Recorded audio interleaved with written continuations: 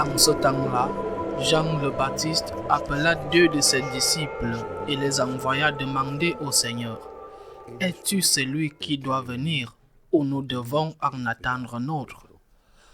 Arrivés près de Jésus, ils lui dirent: Jean le Baptiste nous a envoyé te demander: Es-tu celui qui doit venir ou devons-nous en attendre un autre? À cette heure-là, Jésus guérit beaucoup de gens de leurs maladies, de leurs infirmités et des esprits mauvais dont ils étaient affligés. Et à beaucoup d'aveugles, il accorda de voir. Puis il répondit aux envoyés: Allez annoncer à Jean ce que vous avez vu et entendu. Les aveugles retrouvent la vue, les boiteux marchent, les lépreux sont purifiés, les sourds entendent, les morts ressuscitent, les pauvres reçoivent la bonne nouvelle. Heureux celui qui ne trébuchera pas à cause de moi. Acclamons la parole de Dieu. Cet évangile est si important que si nous l'oublions, nous risquons de tomber dans ce que Jésus dit à la fin. Heureux celui qui ne trébuchera pas à cause de moi. Parce qu'il y en a beaucoup qui sont scandalisés par Jésus dans l'Église. Il y en a beaucoup. Scandalisés par le Christ sont ceux qui pensent que le Christ est démodé. Scandalisés par le Christ sont ceux qui disent que son message est un message démodé qui doit être actualisé en supprimant ces choses que tant de gens, le monde, n'aiment pas. Scandalisés par le Christ sont ceux qui, en disant cela, nient la divinité et donc nient sa rédemption. Peut-être ne sommes-nous pas scandalisés par le Christ en apparence, mais vraiment, n'avons-nous jamais pensé ou même dit que l'Église doit se moderniser? L'Église doit se mettre à jour. Et qu'est-ce que nous entendons par là? Que veulent dire ceux qui affirment cela? Veulent-ils dire que les chasubles des prêtres devraient être de style moins classique?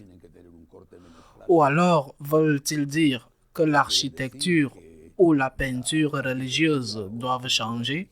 Non.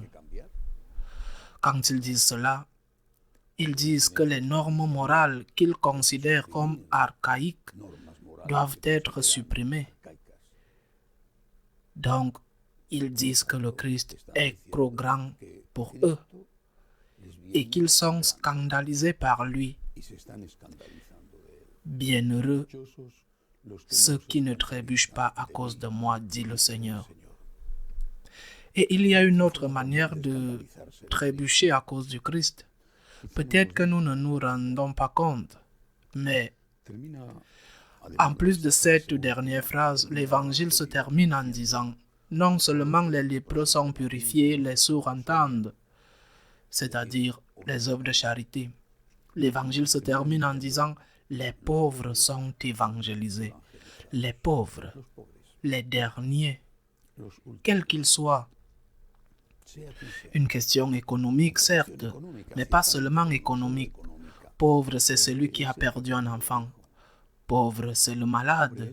Pauvre, c'est le mourant. Qu'est-ce que cela signifie? Que ces personnes qui entrent dans cette catégorie de pauvres, y compris les pauvres économiquement, qu'est-ce que cela signifie? Qu'ils sont évangélisés? Cela signifie que l'Évangile leur est annoncé, la bonne nouvelle dans son intégralité. La première bonne nouvelle est que le Christ est Dieu, qu'il est notre Rédempteur et qu'il existe une vie éternelle. Tu peux aider une personne qui a perdu un enfant ou qui risque de mourir elle-même à cause de la maladie ou de la vieillesse, en la guérissant si tu peux. Mais si tu ne le peux pas, tu vas l'aider en ressuscitant son fils, si tu peux, mais si tu ne peux pas, mais comment vas-tu l'aider? en lui disant qu'il y a vie éternelle, que son Fils est vivant ou que cette personne elle-même, le moment venu, vivra et vivra éternellement.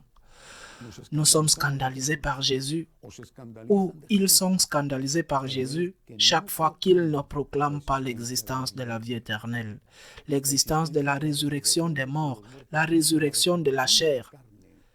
Ceux qui ont cessé de croire non seulement au message moral du Christ, mais aussi à son message dogmatique, sont scandalisés par Jésus.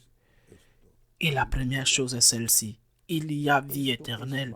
C'est cela, évangéliser les pauvres. Parce que malheureusement vraiment, je ne peux pas et personne ne peut résoudre le problème de la famine dans le monde, des guerres. Je pense aux catastrophes qui se produisent en ce moment, par exemple en Éthiopie.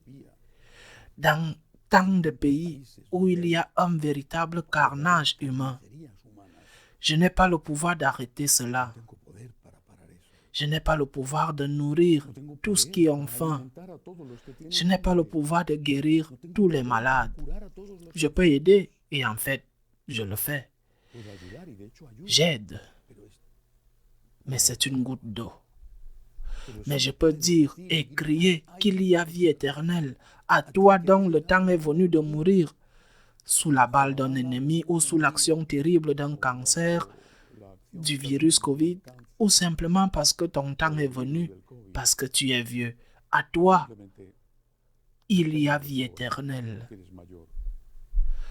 Toi qui es pauvre, je te le dis, il y a vie éternelle. Donc, annoncez à tous, surtout à ceux qui souffrent, qui sont les pauvres. Pour quelque raison que ce soit, annoncer qu'il y a vie éternelle, c'est ne pas trébucher à cause du Christ et accepter son message dans son intégralité. C'est ne pas être scandalisé par le Christ. Suis-je scandalisé par le Christ? Posons-nous cette question. Parce que je trébuche quand je dis que l'Église doit se moderniser et je trébuche quand je ne me préoccupe pas du salut de l'âme, mais que je me préoccupe du salut du corps, qui est à la fin momentané et temporaire. Ainsi soit-il.